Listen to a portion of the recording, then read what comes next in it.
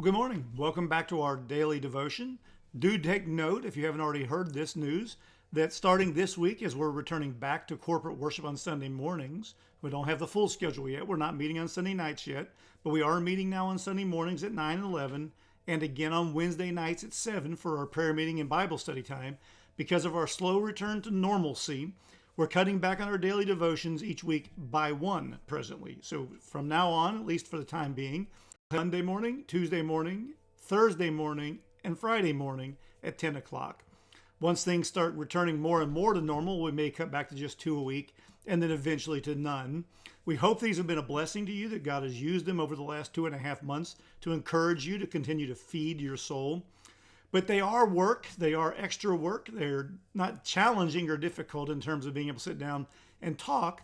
But for every 10 minutes you see on screen is potentially an hour or more of effort involved to get us to this point. And so as we transition back to our normal schedules, something's got to give. What we're hoping is to cut back on the daily devotions to be able to focus more of our energy and time on our normal gatherings on Sunday morning and now Wednesday nights. This morning, we're in Psalm number 14. As you go through it, you're going to notice several things about Psalm 14 sound very familiar. There'll be echoes here of the book of Proverbs, but there'll also be something else I think will strike you as very familiar. Some of you will immediately realize where it comes from or where you've heard it before. A couple others of you will go, wait a minute, that sounds familiar. And then as soon as I tell you in a moment, you'll go, aha. And so let's read Psalm 14 and let's work our way through David's work this morning. The fool says in his heart, there is no God.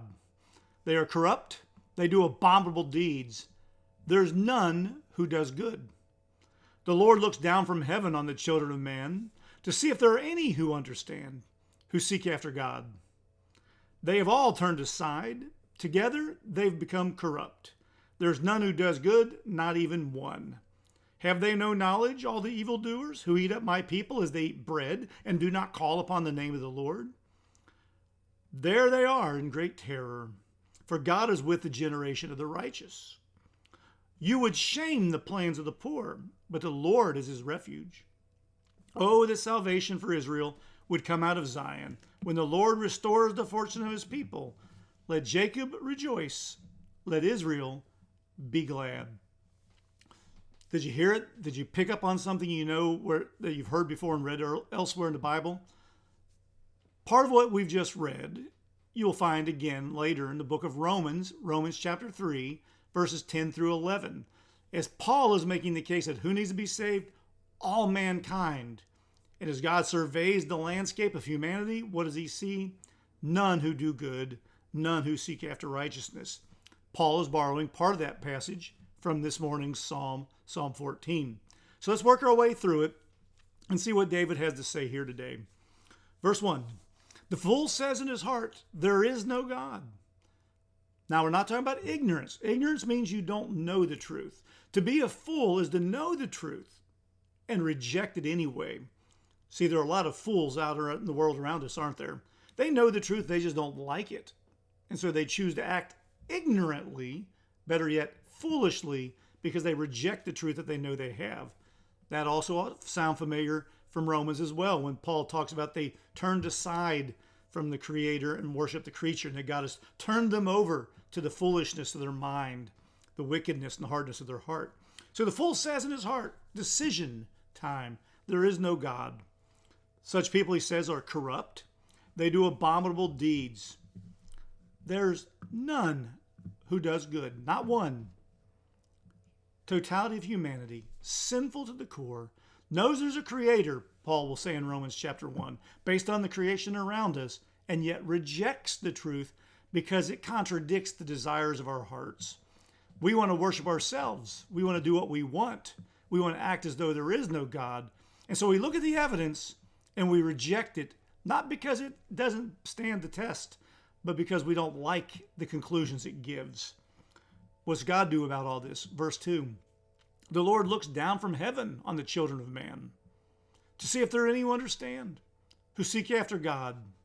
God's watching. God's aware of what's going on down here. And what does God see according to verse 3? They have all turned aside. Together, again, all, totally, have become corrupt. There's none who does good, not even one. So twice in 3 verses, how many are good? None. How many do righteousness? Not even one. So who needs to be saved? Who needs to hear the good news of the gospel? Who needs to respond in faith? Everybody. Now, David's incredulous. He can't believe what he sees because he's seeing it through the eyes of God. Have they no knowledge, all the evildoers? If they who eat up my people as they eat bread and do not call upon the name of the Lord. It's unbelievable. They act as though they have no knowledge. Again, it's not that they haven't had access to it. They've rejected it. That's what makes them foolish. Have they no knowledge, all these evildoers who eat up my people as they eat bread and do not call upon the name of the Lord? The evidence says it. They reject it.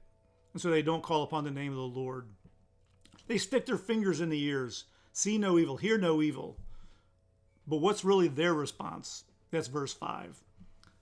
They're in great terror. What are they afraid of? What scares them?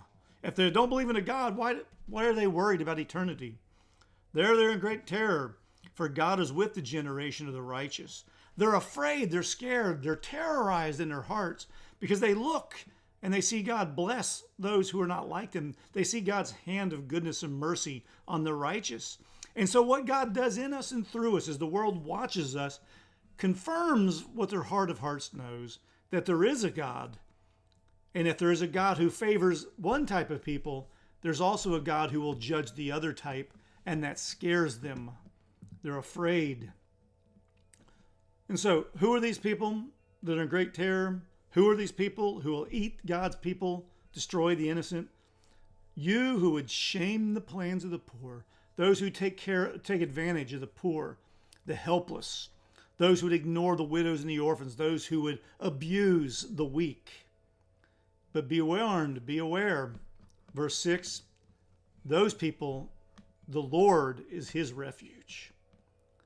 And so again, it's like picking a fight.